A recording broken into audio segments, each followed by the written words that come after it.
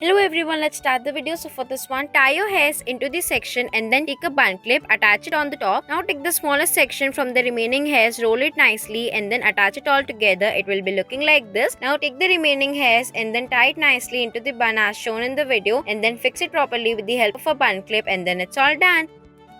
For next one, tie your hairs into the section and then do it as shown in the video and make the cute little bun out of it and then it's all done. For the next one, make a half ponytail and then take the remaining hairs, tie it nicely by wrapping it all around and then pull it inside out very nicely and gently. Now take the remaining hairs and then start making the braids out of it and then tie it till the end with the help of the elastic. Now make a cute little bun and then fix it all together with the help of a hairpin and then accessorize it nicely and it's all done. For the next one, make a ponytail and then divide the ponytail into two sections and then roll it inside out as it will look like this. Now fix your hair properly as shown and then keep doing the exact same process and then fix the remaining hairs with the help of a hairpin, accessorize it nicely and then it's all done.